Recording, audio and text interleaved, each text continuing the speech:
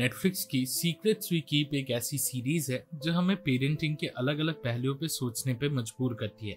कैसे एक बच्चे के लिए सेफ और नर्चरिंग एनवायरनमेंट क्रिएट किया जाए, कैसे नॉर्मल बाउंड्री सेट की जाए और कैसे इंश्योर किया जाए कि एक बच्चा किसी प्रॉब्लमेटिक बिहेवियरल टेंडेंसीज का शिकार ना हो।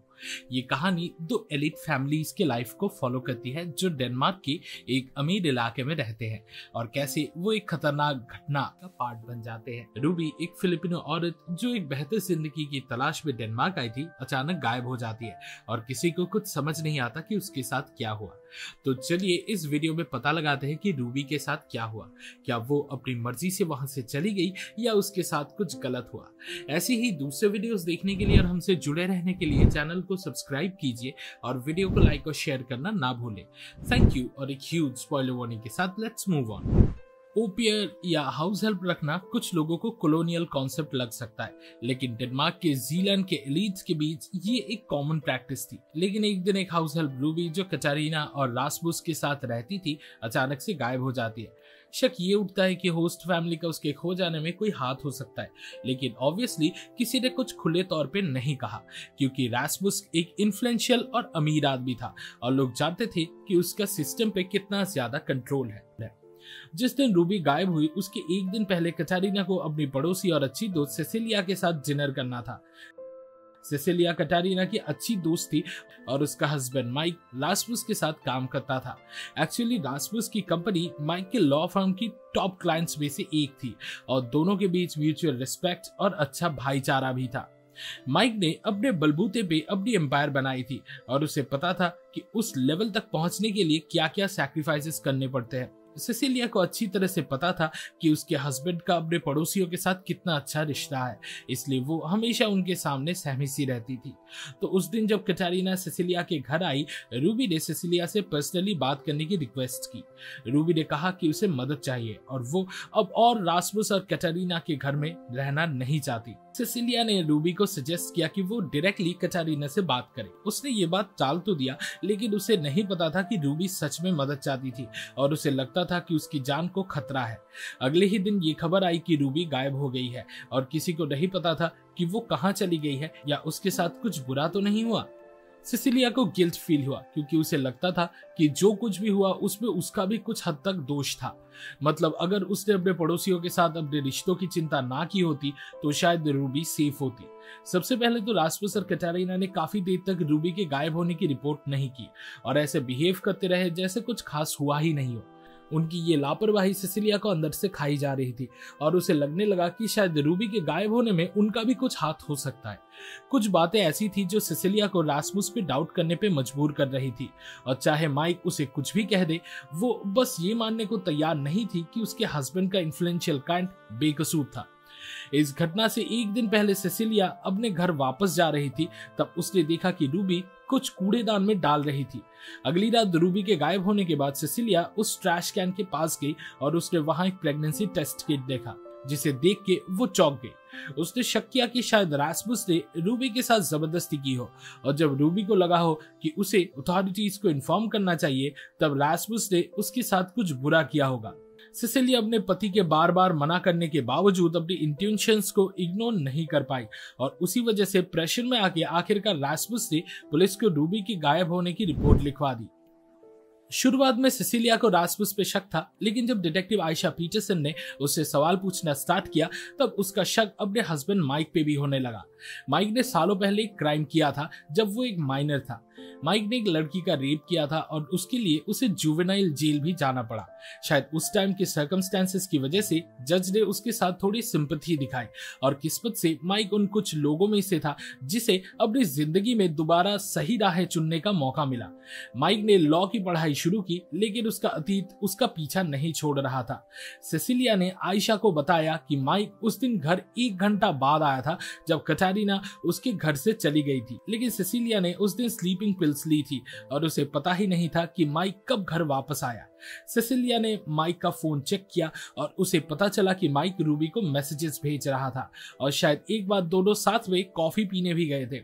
सेसिलिया को अपने पति के डिफेंस पे भरोसा हुआ और उसे पता था कि रास्मुस जैसे आदमी के खिलाफ जाने की कॉन्सिक्वेंसेस क्या हो सकते हैं, लेकिन फिर भी उसने वही करने का फैसला लिया जो उसे सही लगा। सेसिलिया को सबसे ज्यादा गुस्सा तब आया जब सब लोग ऐसे बिहेव कर रहे थे जैसे कुछ हुआ ही नहीं। हाँ, रूबी एक हाउस हेल्प थी, लेकिन आखिर वो भी तो एक इंसान थी।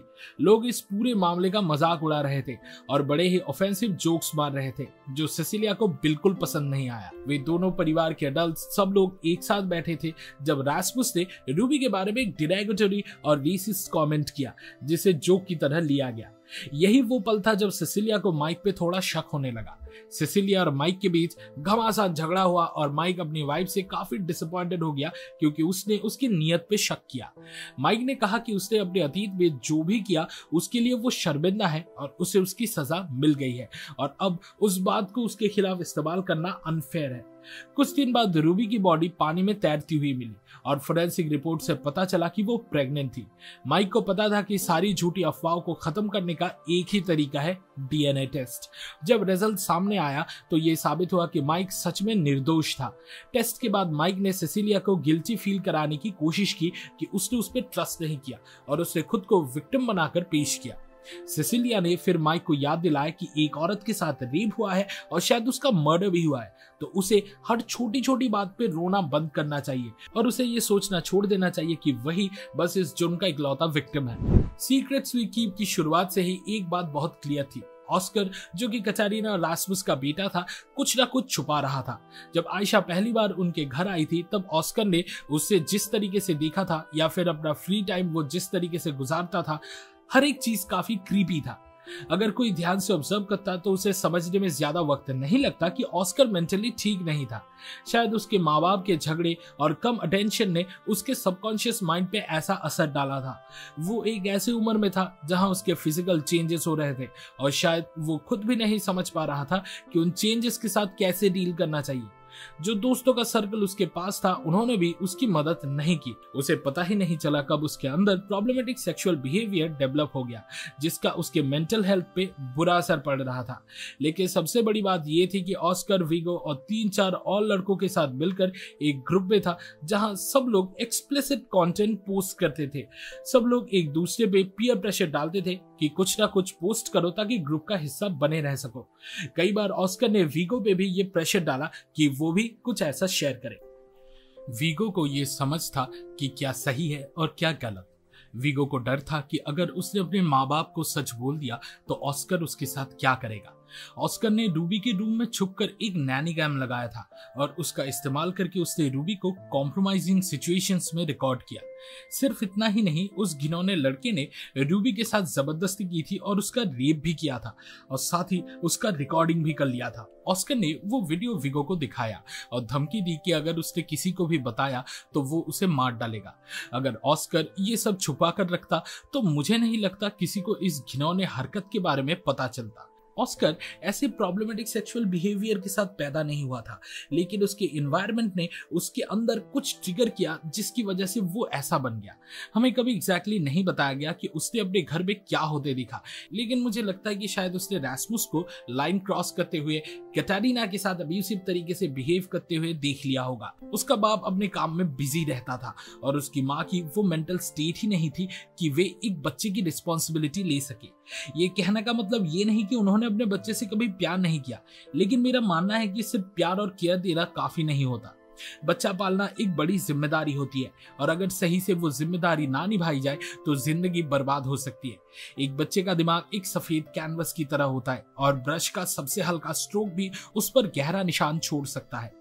जब रास्मुस ने वॉलंटियर करके डीएनए टेस्ट करवाने का फैसला लिया तब साफ हो गया कि ऑस्कर ने ही रूबी का बलात्कार किया था। जब रास्मुस ने यह डिसीजन लिया था उस वक्त उसे बिल्कुल अंदाजा नहीं था कि ऑस्कर ने ऐसा कुछ किया होगा। मुझे लगता है रास्मुस ने बाद में खुद को कोसा होगा कि उसने अपने आप से डीएनए टेस्ट करवाने का ऑफर दिया, क्योंकि अगर वो ऑफर नहीं देता तो पुलिस उससे जबरदस्ती टेस्ट नहीं करवा पाती। खैर, सालों की नेग्लिजेंस ने उस लड़के को एक सेक्सुअल प्रेडेटर बना दिया और इससे भी बड़ी बात यह थी कि एक निर्दोष लड़की ने अपनी जान गंवा दी थी। मुझे लगता है कि वो कैटरीना थी जो सबसे पहले समझ गई थी कि रूबी के साथ असल में क्या हुआ है, और उसने डिसाइड किया कि अपने बेटे को बदनामी से बचाने के लिए वो रूबी को मार डालेगी। कैटरीना एक इगोइस्टिक माँ थी और उसे लगा कि एक मासूम लड़की को मारकर सिर्फ अपने बच्चे के फ्यूचर और अपने परिवार की इज्जत बचाने के लिए उसने कोई महान काम किया है। वो और रैस्मस दोनों ये समझ ही नहीं पाए कि ऑस्कर के अंदर ऐसे प्रॉब्लमेटिक बिहेवियर आने के लिए वो खुद जिम्मेदार थे। उन्हें लगा कि सिर्फ उसे एक अच्छी स्कूल में डाल देना और जो भी उसने मांगा वो सब दे देना काफी है, लेकिन वो ये नहीं समझ पाए कि ये उनकी रिस्पॉन्सिबिलिटी का सिर्फ एक छोटा हिस्सा था और असली परवरिश तो उन्होंने कभी किया ही नहीं। कैटरीना ने बड़े गर्व के साथ सेसिल के सामने कन्फेस किया कि उसने सब संभाल लिया है, क्योंकि प्रॉब्लम्स खुद ब खुद सॉल्व नहीं होती। मुझे लगता है रूबी ने अपने अंतिम वक्त से पहले एक आखिरी बार कैटरीना को कॉल किया था। शायद जब सिसिलिया ने रूबी से कहा कि वो रैस्मस और कैटरीना से बात करे, तब उसे लगा हो कि ये रिस्क लेना चाहिए, क्योंकि उस बेचारी लड़की के पास और कोई रास्ता नहीं बचा था। कैटरीना को उस वक्त समझ आ गया होगा कि ये बात कितनी सीरियस है और ये पूरा मामला उसके बच्चे के फ्यूचर को बर्बाद कर सकता है। इसलिए उसने डिसाइड किया होगा कि रूबी को मार देना ही सही होगा और उसकी मौत को एक एक्सीडेंट जैसा बना दिया जाए। मुझे लगता है कि कैटरीना ने रूबी के सर पर जोर से किसी चीज से वार किया था, लेकिन एक बार फिर किस्मत ने उसका साथ दिया, क्योंकि रूबी का डेड बॉडी पानी में लंबे समय तक रहने की वजह से पूरा सूज गया था।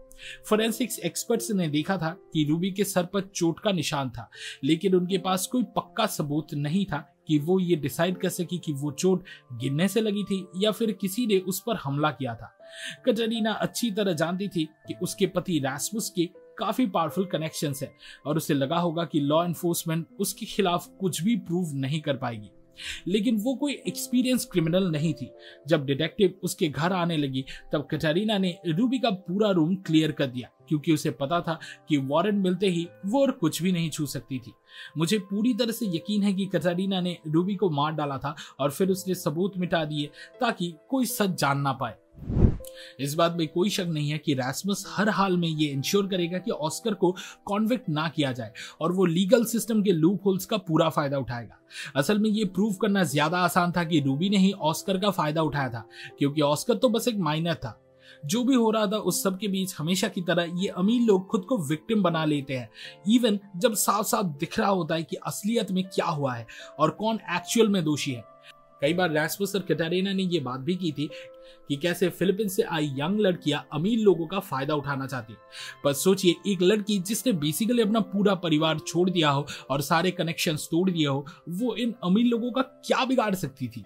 असली बात यह है कि सच्चाई जो कुछ भी हो, कहानी हमेशा पावरफुल लोगों के हक में ही लिखी जाती है। रैस्मस एक टॉक्सिक आदमी था और हमने देखा कैसे वो हमेशा कैटरीना को नीचा दिखाता था और उसे महसूस करवाता था कि गलती हमेशा उसकी ही होती है। वो कहता था कि कैटरीना की जिंदगी का सिर्फ एक ही काम है अपने बेटे का ध्यान रखना, और वो इतना भी ठीक से नहीं कर पाए। रैस्मस ने गैसलाइटिंग का एकदम महारत हासिल कर लिया था और हर बार आखिर में कैटरीना ही उससे माफी मांगती थी, जैसे सब कुछ उसकी ही गलती हो। मुझे लगता है कि ये पूरा टॉक्सिक रिश्ता ऑस्कर पर काफी गहरा असर डाल गया। ऑस्कर और उसके पूरे परिवार को अर्जेंटली थेरेपी की जरूरत है। उन्हें किसी एक्सपर्ट से बात करनी चाहिए, क्योंकि ये सिर्फ शुरुआत है और बस भगवान जाने फ्यूचर में ऑस्कर और क्या क्या गंदी हरकतें कर सकता है। लेकिन मुझे नहीं लगता कि रैस्मस इस बारे में कभी सोचेगा भी। जैसे ही केस क्लोज होगा वो सब कुछ दबा देगा और नैरेटिव अपने हिसाब से कंट्रोल कर लेगा और माइक अपना धंधा बचाने के लिए उसका साथ देगा। उन्होंने नैरेटिव बदलने के लिए रूबी के फ्यूनरल पे जाने का भी डिसीजन लिया, लेकिन वहां के फिलीपींस के इमिग्रेंट्स उनके खिलाफ डट के खड़े रहे। इसी बीच एंजल को उस चीज की सजा मिल गई जिसमें उसका कोई लेना देना था ही नहीं।